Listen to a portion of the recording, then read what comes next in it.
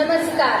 आदरणीय अतिथिगण, माननीय निर्देशक महोदय, प्रधानाचार्य जी, सभी सम्मानित शिक्षकगण तथा मेरे प्रिय भाई और बहनों, मैं आराध्या कुमारी कक्षा 9वीं की छात्रा हूँ, जो आज आप सबके समक्ष आधुनिक समाज में वेदों के महत्व पर अपने विचारों को साझा करना चाहूंगी। परंतु अपने विचारों को प्रस्तुत करने से पूर्व मैं यहाँ उपस्थित माननीय निर्देशक महोदय और प्रधानाचार्य जी को धन्यवाद देना चाहूंगी कि उन्होंने मुझे ये शुभ अवसर प्रदान किया।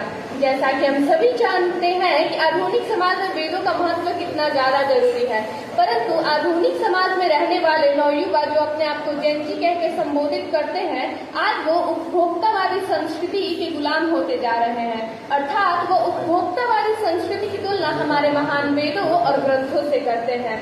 हम सब जानते हैं कि प्राचीन काल से ही वेद मनुष्य के जीवन में एक अहम भूमिका निभाती है, परंतु वो ये भूल गए हैं कि जिस पुण्य मातृभूमि भारत पर उन्होंने जन्म लिया है, उस भारत देश की जान, मान, पहचान तथा संस्कृति वेदों से ही जानी जाती है।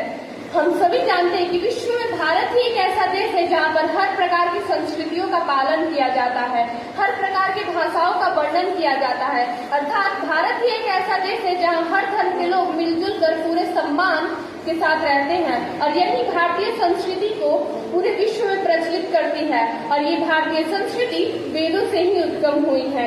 माननीय गण, आप सबको जान के अत्यधिक प्रशंसा होगी कि वेदों की ही ज्ञान और महिमा है कि आज हम सब जुट होकर एक पुण्य स्थान पर, पुण्य विषय पर सहज और सम्मान भाव में अपने विचारों को आदान प्रदान कर रहे हैं। और जिस भगवान को हम पूरी श्रद्धा और लगन के साथ पूजते हैं, उन्हें हम वेदों के ही द्वारा जानते हैं। परंतु ये जानकर आपको अत्यंत दुख भी पहुंचेगा कि जिस प्रकार प्राचीन काल में नालंदा विश्वविद्यालय में रखी हुई महान ग्रंथ और वेद अंधकार के काल में जलकर राख हो गए थे, उसी प्रकार आधुनिक समाज की उपभोक्तावादी संस्कृति के अंधकार में हमारा वेदों का महत्व कहीं डूबता जा रहा है।